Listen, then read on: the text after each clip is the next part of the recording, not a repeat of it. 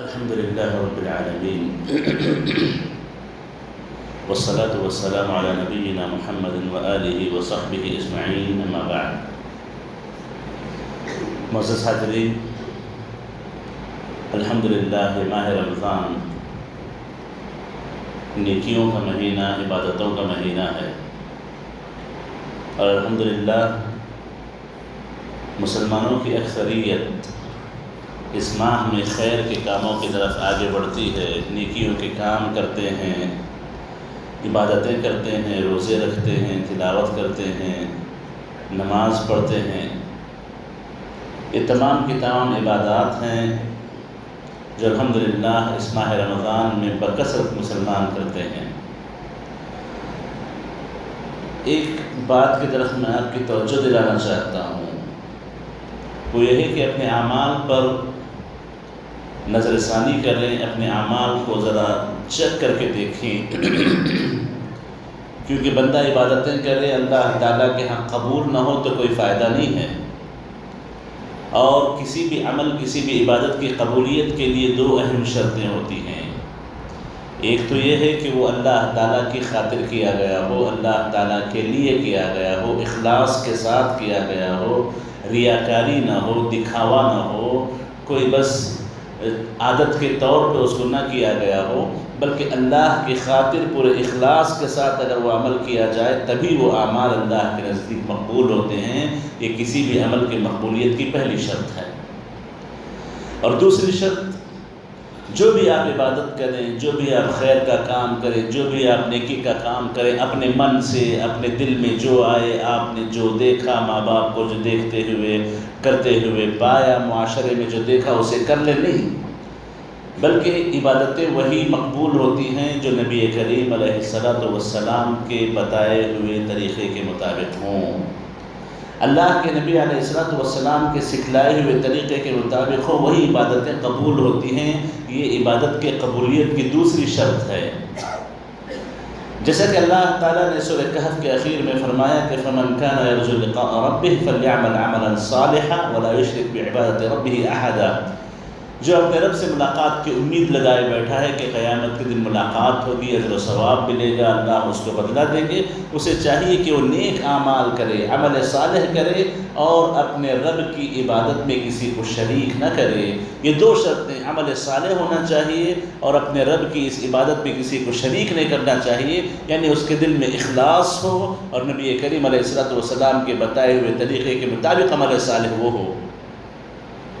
عمل صالح اسی وقت ہوتا ہے، نیک عمل اسی وقت ہوتا ہے جب اللہ کے نبی علیہ السلام کے بتائے ہوئے، سکھائے ہوئے طریقے کے عین مطابق ہو۔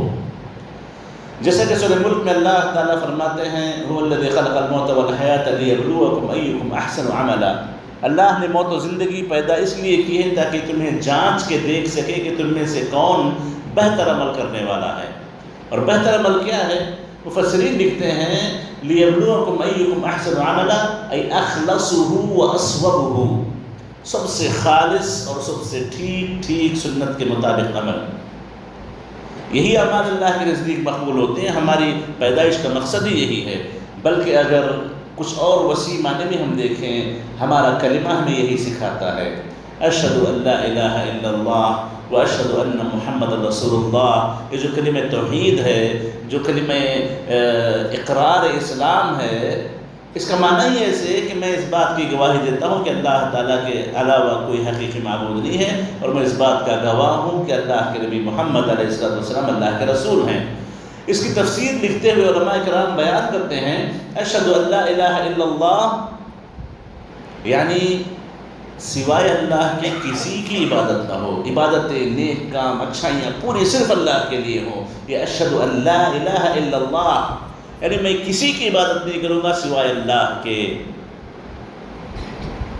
یعنی پوری زندگی اخلاص کے ساتھ گزرے گی۔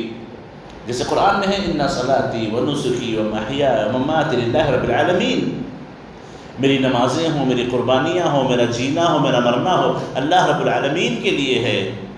یہی اشہد ان لا الہ الا اللہ ہے جس کا ہم اقرار کرتے ہیں کہ ہماری پوری عبادتیں صرف اللہ کے لیے ہے۔ اشہد ان محمد رسول اللہ، اس کی تفسیر میں علماء لکھتے ہیں کہ وَأَن لَا يُعْبَدَ اللَّهُ إِلَّا بِمَا شَرَعَ، اللہ کی عبادت اسی طریقے پہ کی جانی چاہیے جو اللہ کے نبی نے شریعت کے طور پہ قرار دیا ہو، اللہ کے نبی نے جسے عبادت قرار دیا ہو وہی حقیقت میں اللہ کی عبادت ہو سکتی ہے۔ تو اپنے جتنے آپ نے اعمال کیے ہیں، جتنے آپ نے کام کیے ہیں، جتنی عبادتیں آپ کریں گے، زندگی بھر کرتے رہیں گے، ان دو چیزوں کو ہمیشہ ٹٹولتے رہیں، تلاش کرتے رہیں کہ ہم نے یہ عمل کس کے لیے کیا ہے اور ہم نے یہ عمل کس کے طریقے پہ کیا ہے۔ اگر اللہ کے لیے ہے، اللہ کے نبی کے طریقے پر ہے، کلمہ توحید سے دیکھیں آپ، اشہد ان لا الہ الا اللہ، اشہد ان محمد رسول اللہ، اللہ کے لیے ہے، اللہ کے نبی کے طریقے پر ہے تو الحمدللہ اعمال مقبول ہیں۔ اور اگر یہ اللہ کے نبی کے طریقے سے ہٹ کر ہو یا اللہ کے لیے خالص نہ ہو تو ایسے اعمال اللہ کے نزدیک مقبول نہیں ہوتے۔ تو جتنی عبادتیں ہم کر رہے ہیں، جتنے نیک کام ہم کر رہے ہیں، رمضان میں عبادتوں کا الحمدللہ جو شوق اور جذبہ ہمارے دلوں میں ہوتا ہے، ان دو شرطوں سے اپنے اس شوق اور جذبے کو صحیح کر لیں، اپنی عبادتوں کو صحیح کر لیں۔ اللہ تعالیٰ سے دعا ہے کہ اللہ تعالیٰ ہمارے اعمال میں اخلاص نصیب فرمائے، ہمارے اعمال کو سنت کے مطابق رکھے، اور اللہ تعالیٰ ہمارے ان ٹوٹی پھوٹی عبادتوں کو جو اپنے اندر کافی خامیاں رکھتی ہیں، اللہ تعالیٰ شرف قبولیت سے نوازے۔